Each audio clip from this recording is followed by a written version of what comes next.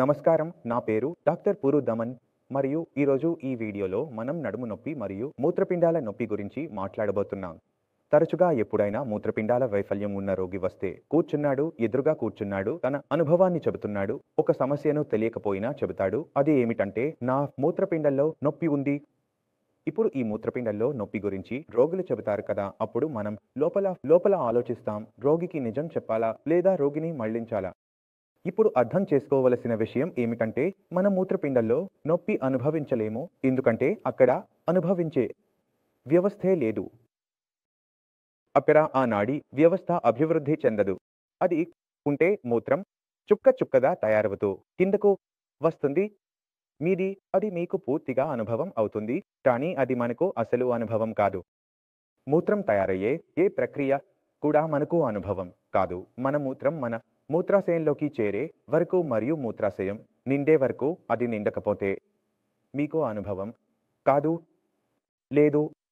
ఇప్పుడు అర్థం చేసుకోవాల్సిన విషయం ఏమిటంటే రోగి చెబుతున్నప్పుడు నా కిడ్నీలో నొప్పి ఉంది అంటే దాని అర్థం ఏమిటి? మీ అందరికీ తెలుసు, కిడ్నీ మన వెనుక భాగంలో ఉంటుంది. ఇప్పుడు వెనుక భాగంలో వచ్చే నొప్పిని మనం తరచుగా కిడ్నీ నొప్పిగా భావిస్తాము, కానీ మన వెనుక భాగాన్ని చూస్తే ఇక్కడ ఇంకా ఏమేమి ఉన్నాయి? మన వెనుక భాగంలో ఎముకలు ఉన్నాయి, మన కండరాలు ఉన్నాయి మరియు వాటి లోపల మన కిడ్నీ ఉంటుంది. ఇప్పుడు మనం రోగిని కొన్ని ప్రశ్నలు అడగాలి. ఈ నొప్పి నిరంతరం కొనసాగుతుందా? అతను ఏమంటాడు? డాక్టర్ గారు, నిరంతరం ఉండదు, దీనికి ఉపశమనం వస్తుంది. అది ఎప్పుడు వస్తుంది? డాక్టర్ గారు, నేను కొంచెం పడుకుంటే ఉపశమనం వస్తుంది. సరే, ఇప్పుడు మనకు అర్థమైంది, ఇది నిరంతరం ఉండదు. సరే, మధ్యలో ఉపశమనం వస్తుంది. మరియు ఎప్పుడు ఉపశమనం వస్తుంది? పేషెంట్ విశ్రాంతి తీసుకుంటే ఇది తరచుగా కండరాల నొప్పిగా ఉంటుంది. ఇప్పుడు కొన్ని నొప్పులు ఉదయం నుండి ప్రారంభమవుతాయి మరియు రాత్రి వరకు కొనసాగుతాయి. వాటికి ఎలాంటి ఉపశమనం ఉండదు మరియు ఆ నొప్పి ఎముకల నొప్పి. అందువల్ల ఎప్పుడైనా పేషెంట్ వచ్చి పరీక్ష చేస్తే మీకు ఇక్కడ నొప్పి వస్తోంది, ఇక్కడ నొప్పి వస్తోంది అని చెబుతాను. అప్పుడు మనం దీన్ని నొక్కుతాము, ఇలా నొక్కుతాము. ఇప్పుడు మనం పేషెంట్ను అడుగుతాము, ఉపశమనం కలిగిందా? పేషెంట్ చెబుతారు, అవును, బాగుంది. అంటే ఇది కండరాల నొప్పి, ఎందుకంటే నేను ఇక్కడ కండరాలను నొక్కుతున్నాను. ఇప్పుడు పేషెంట్ను నేను నొక్కుతున్నప్పుడు నా నొప్పి పెరిగింది. అందువల్ల ఈ నొప్పి పెరగవచ్చు, ఎందుకంటే ఇక్కడ ఎముక ఉంది, ముందు వెన్నెముక, మరియు వెన్నెముకపై కొంచెం ఒత్తిడి వస్తే వెన్నెముక నొప్పి పెరుగుతుంది. నొప్పి పెరగడం, నొప్పి తగ్గడం మరియు నొప్పి అలాగే ఉండటం వల్ల మనకు నొప్పి ఎందుకు వస్తుందో అర్థం అవుతుంది. అది తగ్గితే కండరాల కారణంగా, పెరిగితే ఎముక కారణంగా, అలాగే ఉంటే అది మరే ఇతర కారణం వల్ల లేదా ఏదైనా కారణం వల్ల కావచ్చు. ఇప్పుడు రోగి అనుకుంటాడు, నా వయసు ఇంకా 30 ఏళ్ళు లేదా 40 ఏళ్ళు మాత్రమే ఉంది, ఇప్పుడే నా ఎముకల్లో నొప్పి ఎలా వస్తుంది అని.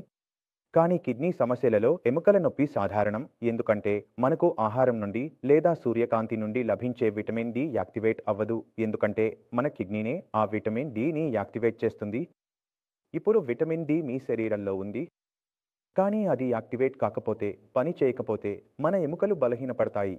ఎందుకంటే ఎవరైనా వ్యక్తి రోజంతా కూర్చుంటే లేదా నడుము మీద బరువు పడుతుంటే దానివల్ల అక్కడ నొప్పి ఎక్కువగా అనిపిస్తుంది. ఇలాంటి సమయంలో మనం ఏమీ చేయాల్సిన అవసరం లేదు, కాల్షియం, విటమిన్ డి ఇవ్వాలి.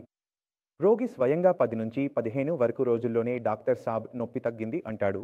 ఏదైనా వ్యాధి చికిత్స దాని మూలం నుండి చేయాలి. ఉదాహరణకు నడుము నొప్పి చికిత్స కూడా దాని మూలం నుండి చేయాలి. ఇక్కడ నొప్పి మాత్రలు ఇవ్వలేదు, ఇక్కడ విటమిన్ డి ఇచ్చారు, ఎందుకంటే దాని అవసరం ఉంది.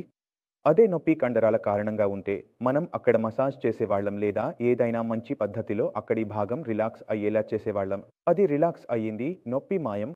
ఎవరైనా కిడ్నీలో నొప్పి ఉందని తెలిసినప్పుడు ముందుగా అల్ట్రాసౌండ్ లేదా సిటీ స్కాన్ చేయించాలి. దాని కారణం ఏమిటో తెలుసుకోవాలి, ఎందుకంటే మీరు ఒకసారి కారణం తెలుసుకుంటే దాని చికిత్స చేయడం చాలా సులభం అవుతుంది.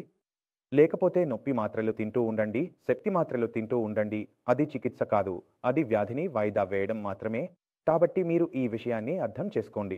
నడుము నొప్పిని మీరు ఈ వీడియో ద్వారా అర్థం చేసుకున్నారని ఆశిస్తున్నాను. అయినప్పటికీ మీ మనసులో ఏదైనా సందేహం ఉంటే, ఏదైనా అడగాలనుకుంటే స్వాగతం, మీరు వచ్చి కలవవచ్చు. ఈ విధంగా మీ అందరికీ అనుమతి కోరుకుంటున్నాను. తదుపరి వీడియోలో కలుద్దాం. అప్పటి వరకు నమస్కారం.